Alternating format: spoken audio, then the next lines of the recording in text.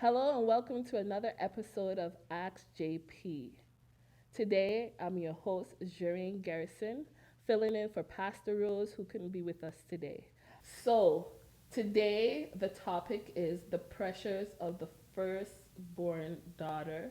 And today, I have with me our special guests, Sarah and Eva. Welcome.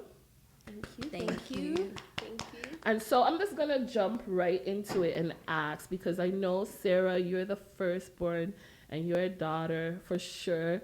And the what are the pressures or what are some the pressures? There are many pressures, Yeah, but when you many. first hear it, the pressures of being the firstborn daughter, what comes to mind? For me, just being the first and just having my siblings to worry about, definitely making sure I make it, like making sure I set an example for them.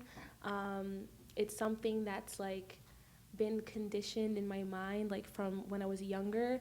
Oh, like, Sarah, you have to make sure you are like come out, go to school, finish, do very good job in school, graduate, get a good job, all of that. Like, you know, just making sure that I check all the boxes so that I can say yes, I did it, and then the younger ones can follow suit. Mm-hmm.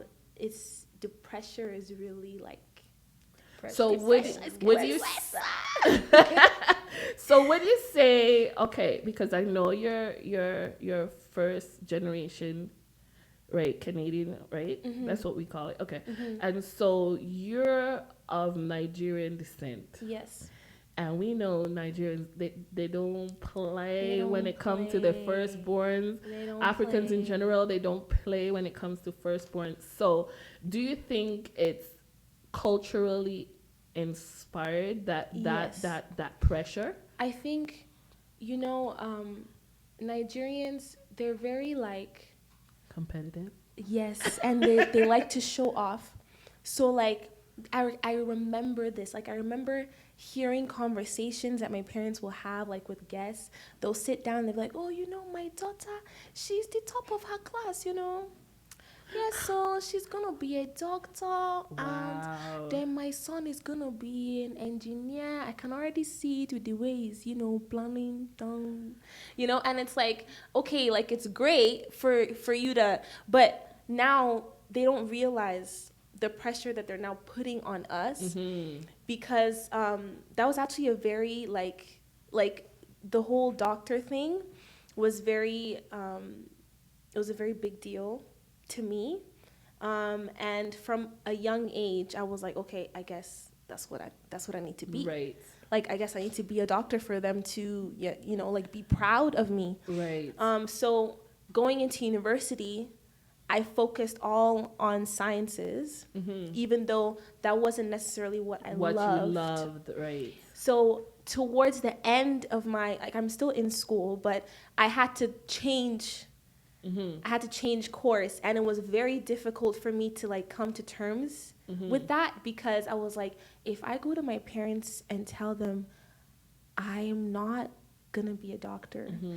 and all these years that you've been telling all your friends and everybody that your daughter's gonna be a doctor, like it was just, Yeah. it was very, very hard.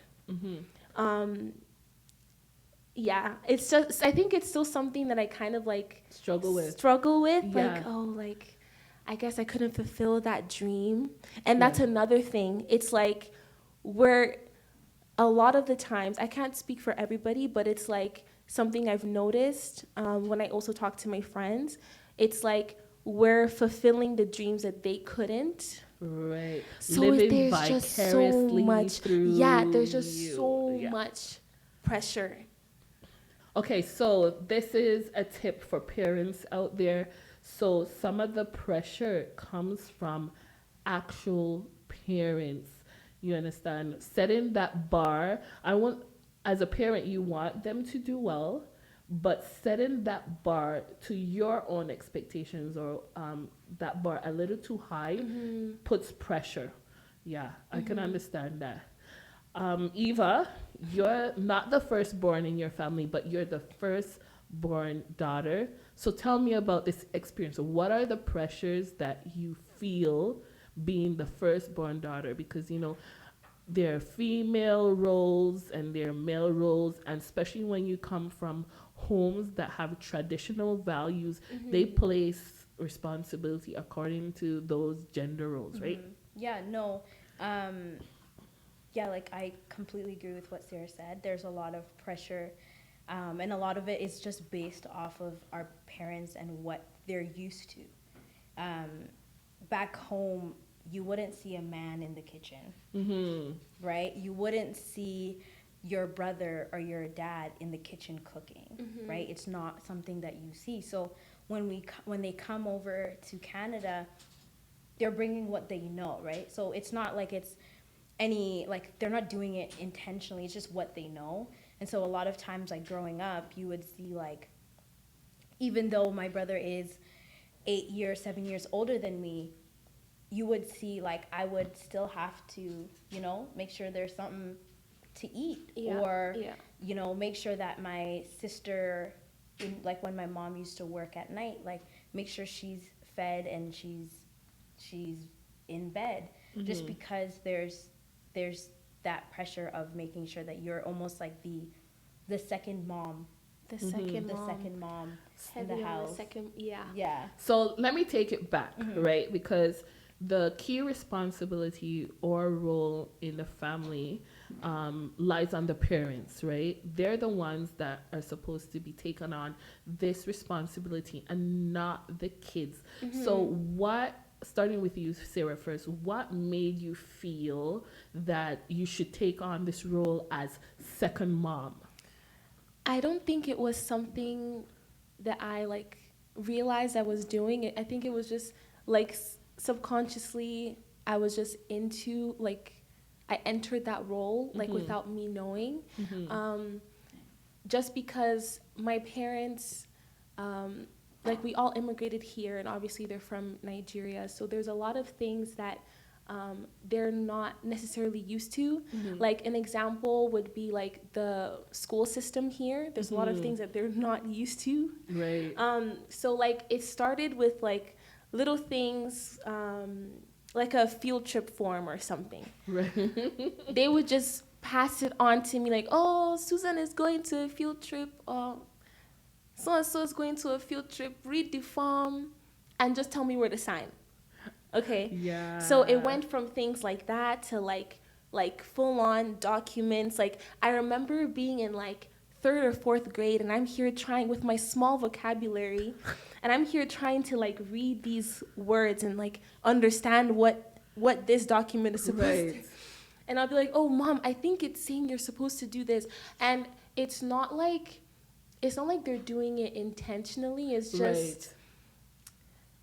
Who else are they supposed to yeah. be? Who else are they? Right, Yeah, right. yeah. Because I know your parents; they're very successful and they run businesses and stuff Yeah, like that. Especially yeah. your mom. So it's not a matter of to say education or anything No, like no, that, no, not right? at all, no. But it's just I guess you as kids and being in the system itself, you understand the jargon and how things are done, or you're in it and not necessarily them. Right. And so the onus is put on you Yeah. Yeah. to read this, or where should I go, and Yeah, right, yeah. not knowing that it's an actual pressure because you're not allowing this person to be a kid. You understand, you're thinking about things that you shouldn't be thinking about, right? The form came to you, so it's addressed to the parents and Right. not the kid. Right. So with that being said, so Eva, do you have any examples of things like that? Yeah, no, for sure. Definitely have done the forms, the agenda signing. The agenda signing, yeah. Because I have a younger sister, Yeah. like the agenda signing. For me, it was a lot of like, just like maneuvering kind of things that I maybe see as like basic. Mm-hmm. So maybe dealing with like, let's say TELUS, right? Like they come over and they want to know like things around the house. Where do we keep the stuff, or just like helping them maneuver things. Again, it's completely different I grew up in Canada my whole Mm-hmm. life, right? My parents grew up in Kenya, so it's like they didn't have to deal with the TELUS guys, right? They never had to deal with Right. the Wi-Fi password, how it works. Like there's little things that they never encountered in their Right. life, and so again, they came here by themselves. They didn't a lot like my parents didn't come with siblings or their parents.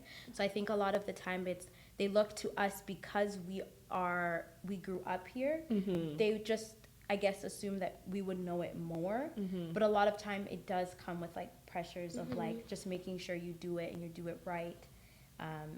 And at the end of the day, like certain things, just making sure you're making them proud, like Sarah said at the end Yeah. of the day. So for Sarah, you said a lot in the beginning about being setting the standards for your older siblings, right? So God forbid if something goes wrong and you fail at something. Just looking at that's not gonna happen, right? So setting the bar, right? Each child is different and have their individuals, but setting that bar of always excelling at everything, that has to be very overwhelming. So like in school, how does that work? How does that influence your studying? Like, do you do extraordinary hours? Do you get less sleep, because Mm. less sleep can also put pressure and stress Yeah. and all of this stuff? How Yeah. do you do it? How do you Um, maintain the greatness? I mean, I for a very long time I've been afraid to fail. I've been afraid to make a mistake. Mm-hmm.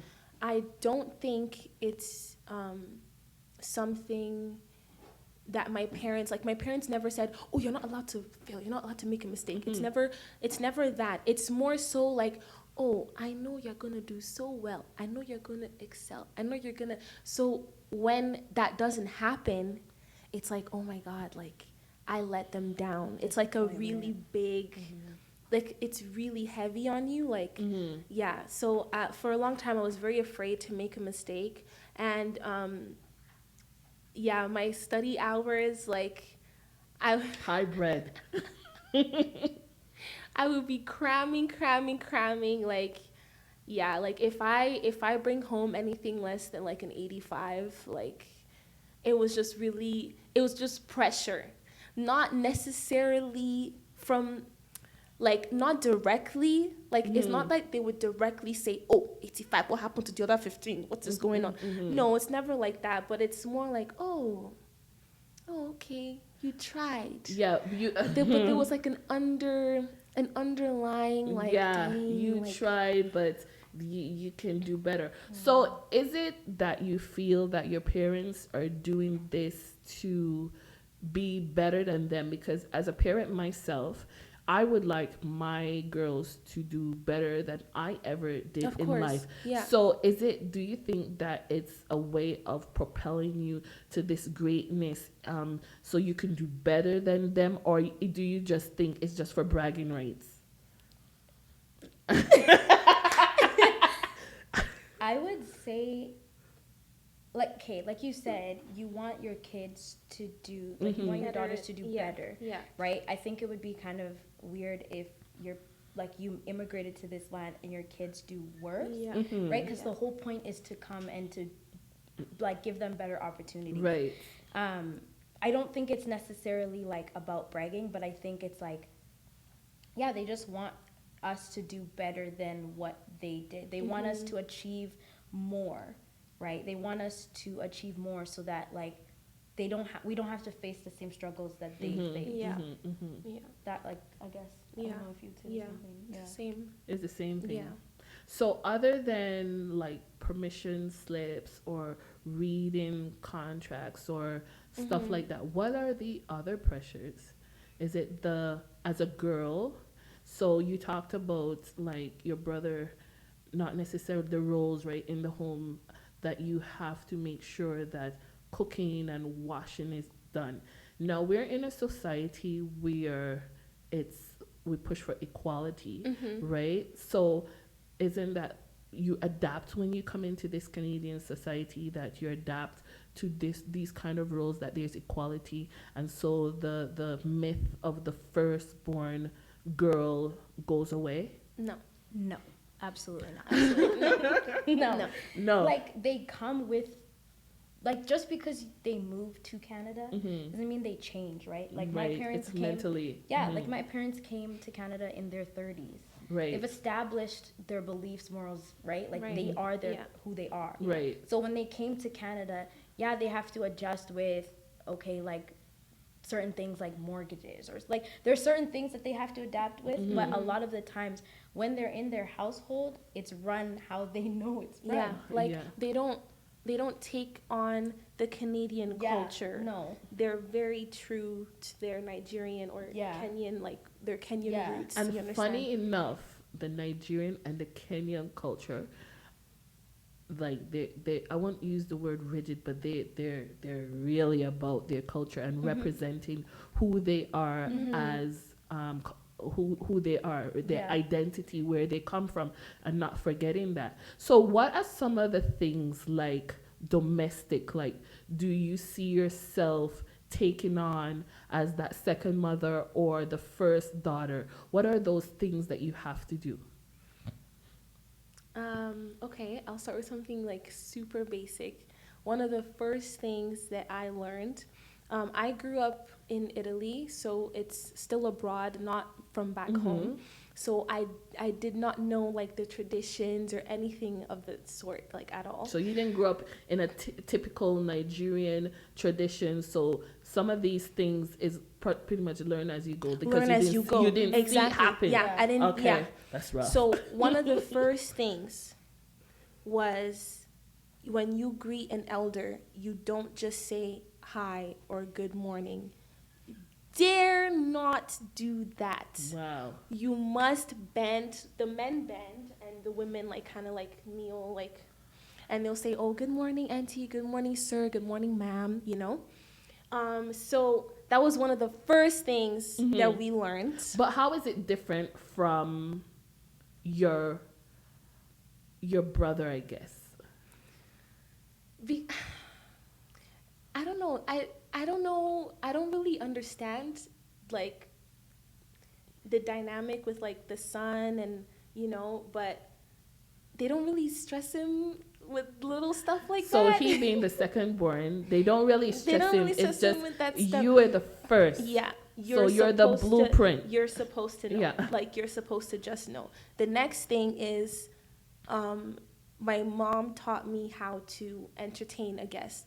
You never, when someone comes to your house, you have to make sure there's juice, there's a snack, there is something, and it needs to be nicely presented Yeah. because it's like how dare, like this is in a, like You can't just hand it to bring them. the bottle, like No. sorry, the mic is here.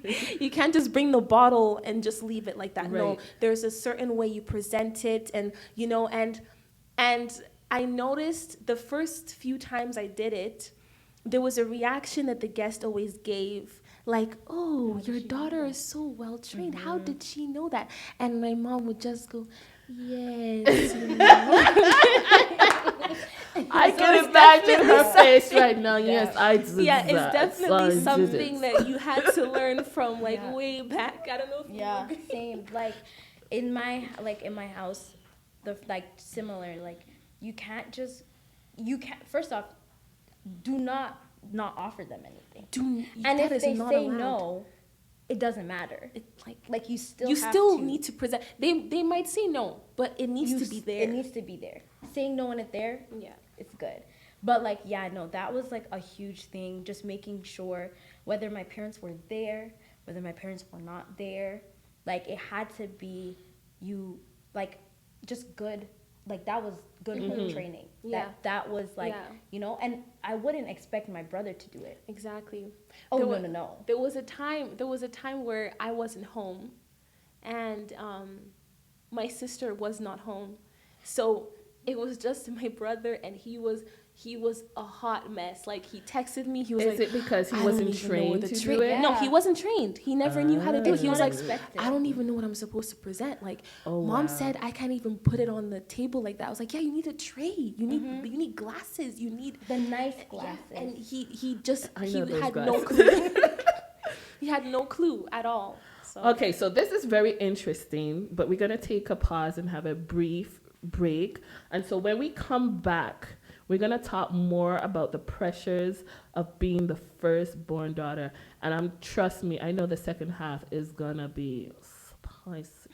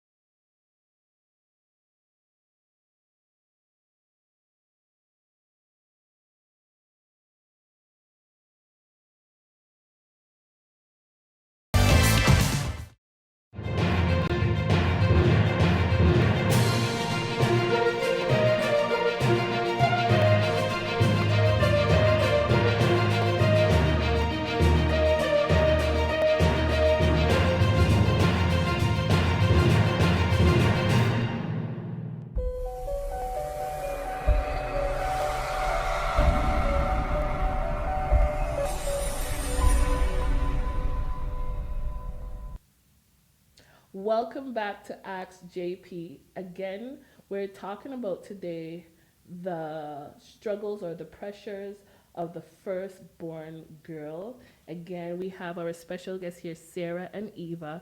And before the break, we were talking about you setting the bar for your other siblings, right? And I guess I was pondering, why should the onus be put on you when there's parents in the house? Why should you be the mark? Why? I'll just say, like, I don't think it's necessarily, um yeah, like I think Sarah mentioned, it's not necessarily that they say like you have to, you know, be at this point, but it's like at this point it's like my own thoughts and my own like Mm-hmm. Yeah. like feelings, like I have to achieve a certain level so that my siblings don't feel like it's, or my, I guess my sister now, because she's younger than me, so she doesn't take life so easy, if that makes sense. Mm-hmm. Because like again, like we've been given this privilege and this blessing to be in this country, so it's like you don't want to squander that, you don't want Yes, to waste it. It's like yes. your parents came here, they sacrificed so Yeah. much. So I guess So that sacrifice is the like at the sacrifice. top of like the Yeah. okay. like now, I can't Yeah. mess up now because we're can't getting mess somewhere. up. Yeah. Yeah. It's like they already paved the way Yeah. Yes. Right. to get Yes. the better opportunity. Right. So now it's up to you, Yeah.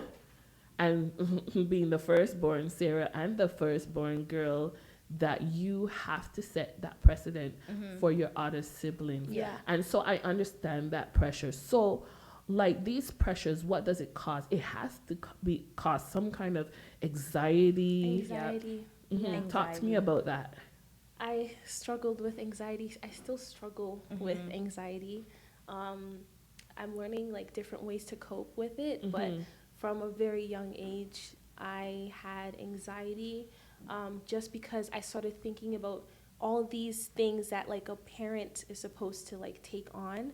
I started thinking about those things like all the time, like daily, like how are my siblings doing? Are they okay? How are they doing in school? They can't mess up. Do they need help? Like there would be some times where like I would like wait, I'll do my homework like in the night, like when everyone's sleeping, just to make sure that I'm helping. Wow. Yeah. Wow. Yeah. Yeah, no, definitely. I think anxiety was one, because like you go to school and like Becky and Sally, right, from Canada, they don't have the same pressures, right? Their parents didn't necessarily have to make that sacrifice Exactly. of like coming from a different country Yeah. and starting a whole new life at like, you know, in their 30s.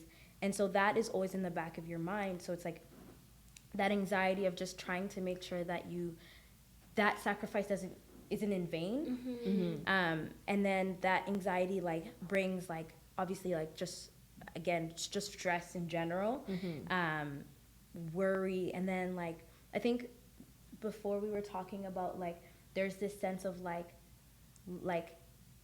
you lose yourself, like not lose yourself, but it's like you You decrease have to yourself. be selfless. Yeah, Right. you have to Very be selfless. Very selfless.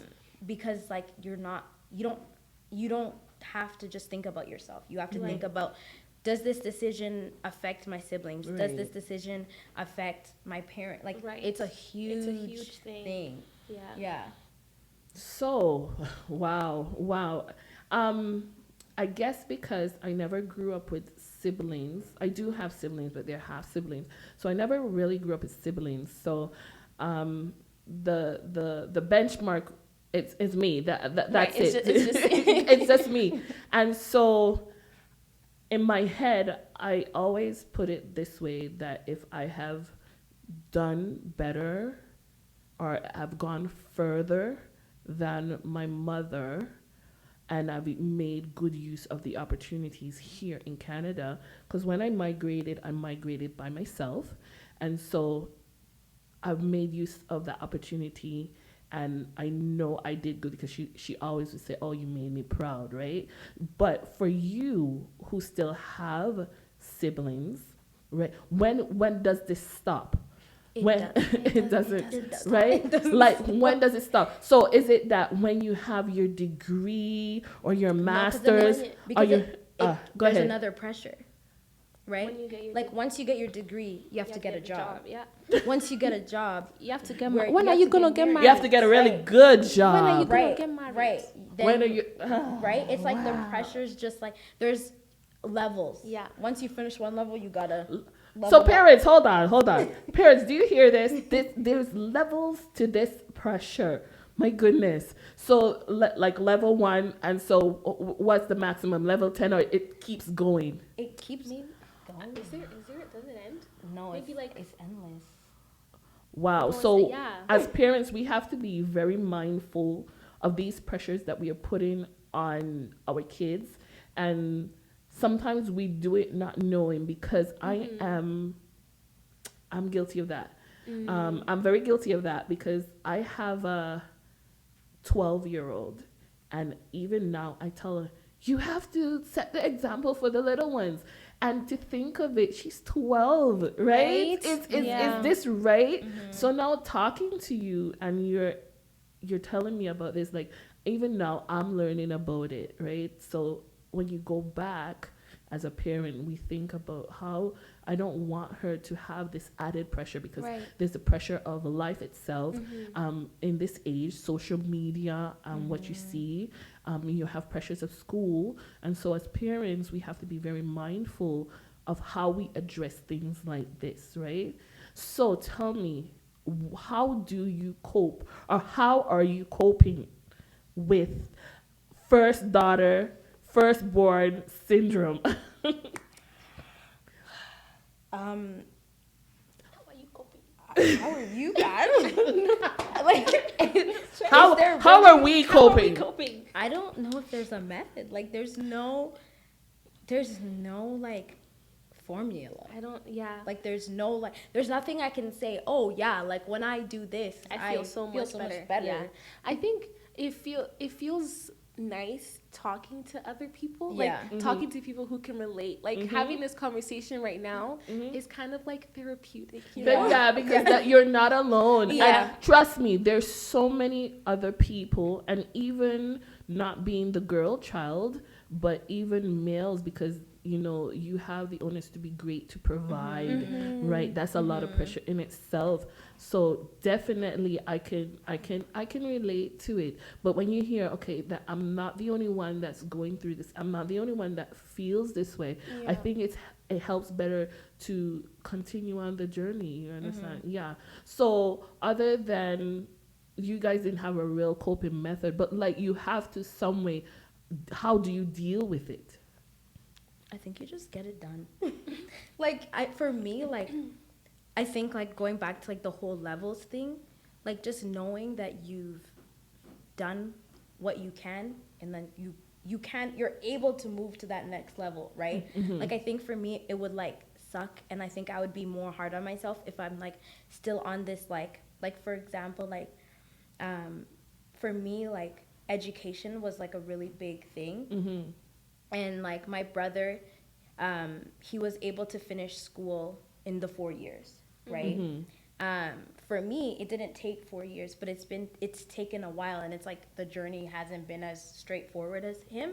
And so like just being able to say like in this year, like I'll be able to get that level done and completed, even though it didn't look the same, that's okay. But being able to say, okay, I'm moving on to the next level, right? That I think for me is like really good, because it's like I've worked to this level, I'm able to say I'm done, moving on to the next level. So my sister behind me, she can see like it's okay to yeah, right. Yeah. Get to the result, but it doesn't have to It doesn't have to be look the same. be pressured, Yeah, right? exactly. Yeah, definitely. think I understand. That's a big thing for To me. cope. You realizing that, listen, the end game is the same, Yeah. and I'm gonna work at my pace, because between you and your older brother, you're different, right? And so realizing that it doesn't necessarily mean that I have to finish within that time frame. So Sarah, how do you cope? Because basically, Eva is, as we said before, Eva is the firstborn girl, Mm-hmm. right? But she's not the firstborn, but Mhm. you are the firstborn. Like you are it.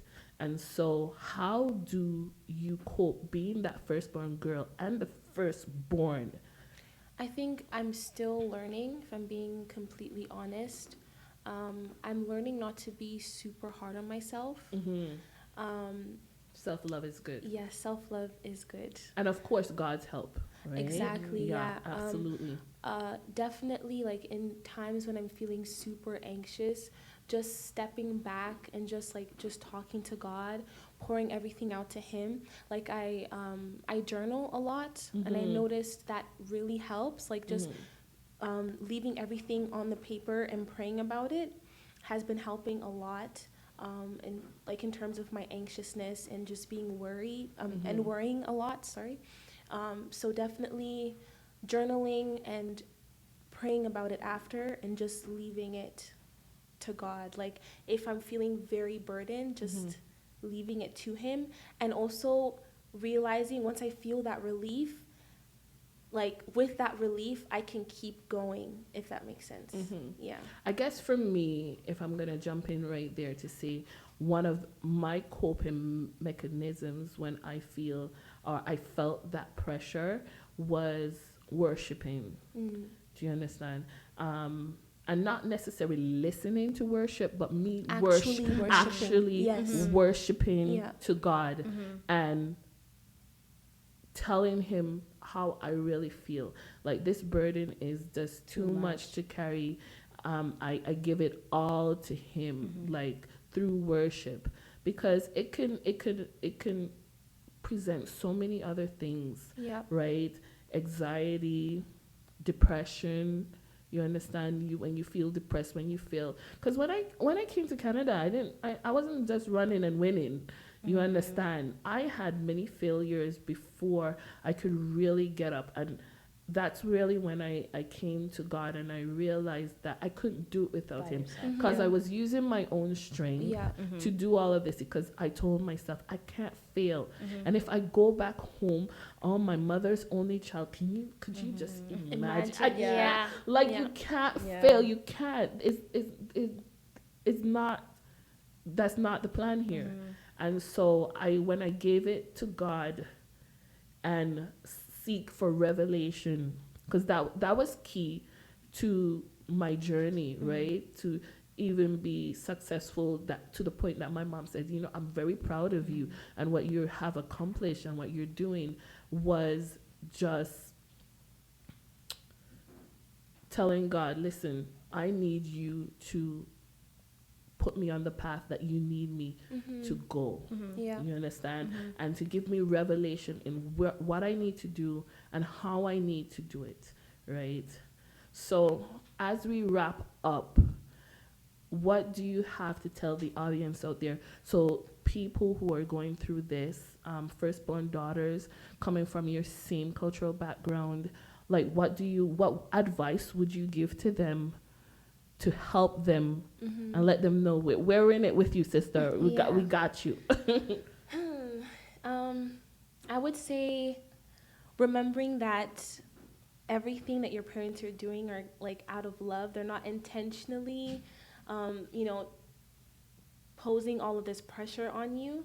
Um, Also remembering to love yourself and remember that it's okay to make a mistake. It's okay if you set like a plan and it didn't go exactly that way, as long as you still accomplished that goal, if that makes sense. And in times where like you're really burdened and really anxious, just talk to God about it. Like give it to God. Like like Auntie mentioned, worshiping, whatever your mechanism is, try different things until something works. Like I remember I tried many different things until I realized that just writing it down, having some worship music playing in the background, so I have like I'm meditating, but at the same time I'm just also like talking to God through my paper, if Through that makes words sense. and Right. writing, yeah. So just writing everything and praying and talking to him at the same time, that was something that really helped me. So yeah, just always remembering that you're not alone. God is with you, and he has a very interesting way of showing that to you. It could be in dreams, it could be in a song, it could be in a vision, it could be during prayer, it could be through a friend. Like your friend could just bring you up one day and say, hey, I was thinking about you, and I just feel like, I don't know, something led me to talk to you and just tell you that it's okay, you're not alone, keep going, you're doing great. And always also having like daily affirmations also helps me. Like just through the word of God. yeah, Remembering that helps. biblical verses about Right. that. Yeah. What about you, Eva, as we wrap up? What advice would you give to someone out there who's going through the same thing or having the same pressures or struggles? I completely agree with what Sarah said. I think one thing that's super important, like she mentioned, is just knowing that you are enough. That everything that you're going through, like you're not in it alone. Right. God's love is sufficient. Yes. And he has enough for you, and there's enough to go around. His love is so great. The pressure most times that we put on ourselves is for a lot of times, like we were talking, like our parents' validation. But just know, like, everything that you do, like, they love you, right? Whether it takes whatever many years, whether, like, they love you regardless. Yeah. The only thing that they want for you is for you to be happy at the end of the day. And for you, like, even just having those conversations with your parent, have those conversations if needed. Because I know, like, it changed my whole life. Just being honest with my parents and just letting them know where my head is at that moment. That changed my entire life, because then I figured out that, like, maybe, what I thought they wanted for me wasn't necessarily the end all be all, right? Exactly. They loved me regardless, and they want me to be happy. And so just honestly, just being honest with your parents and with yourself, that's the biggest thing. Stay connected to people who are able to even just have these conversations. People who are going through the same thing, like just connect yourselves with people who are in the same boat, and it'll get you very far. Like this conversation, like I didn't know I needed to have it, but it was, I know. like a lot. Like, you can go on. And so, just connect yourselves with people who are like-minded, godly, and honestly, little things like that will take you so far. Awesome. Well, this concludes our episode of Ask JP. So I just want to take a special thank you to Pastor Rose for allowing me to host. There were some very big shoes to fill, but I hope you have been blessed by this episode. And until next time, thanks for watching. Goodbye.